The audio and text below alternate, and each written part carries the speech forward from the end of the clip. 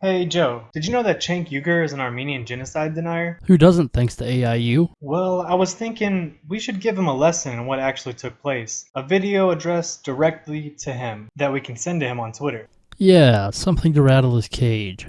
That way, next time he denies it, we can point to our video and say, there's your proof, Chenk. Stop denying the facts, Chenk. I guess I'll go ahead and start it off. Oh no, I got this. In 1915, on April 24th, a new Turkish political party decided to kill millions of Armenians. Over 1.5 million, in fact, is the estimation. Yeah, and it's even been called the Hidden Holocaust or the Armenian Holocaust, because not only do Turkish people want to not think about it, they want to deny it altogether. Isn't that right, Chenk? You know, it's funny how Chenk has a passion for bringing up Christians whenever Muslims commit mass murder, because the Armenians were mostly devout Christians. It's taken almost 100 years after the genocide for the Armenian population to finally reach 3 million. Unfortunately, in 1915, their religion and their prosperity would be their downfall. This prosperity caused jealousy from the Turks, leading to their Christian churches being knocked down or converted into mosques or used to house animals during the genocide. The Armenians were considered non-people by the Turks. Their churches were also blown to rubble with dynamite just to add insult to injustice. All because the Armenians, among other people in the region, had started to agitate the Ottoman government, asking the government for reform and even freedom. The Turks reacted in the only way they knew how, with force. In 1895, thousands of Armenian agitators were massacred, so the Turks were already growing tired and suspicious of the Armenians.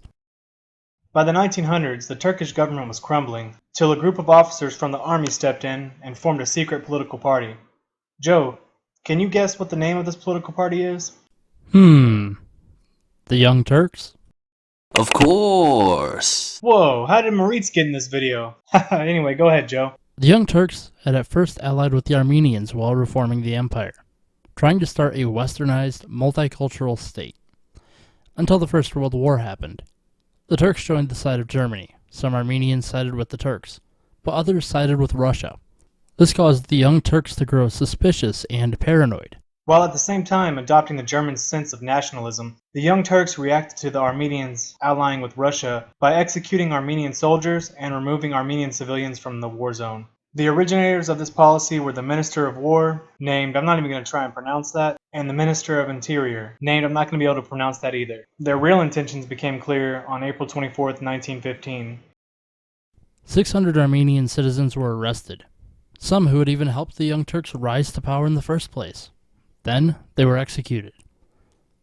The reason why is these 600 were thought to have formed a resistance. A telegraph was later sent to all the Young Turk cells in the region.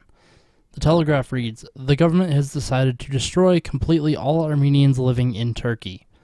An end must be put to their existence no matter however criminal the measures taken may be. And no regard must be paid to age, sex, or to conscientious scruples."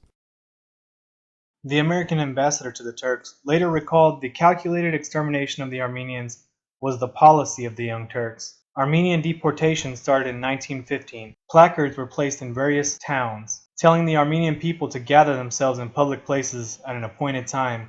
In other towns, no warnings were given. Men taken while plowing the fields, Chenk.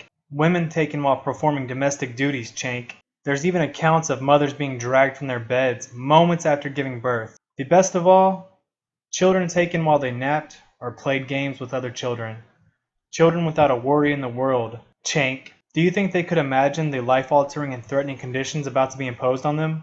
The Armenians who survived the initial round were marched to a Syrian town called Deir ez-Zor, where they were exiled with no supplies. And don't even get me started on the concentration camps. You know what? I'm fucking done. Fuck you, Chenk. Yeah, fuck 'em. Alright guys, unfortunately we're going to have to make a part 2 of this to go into a little further detail.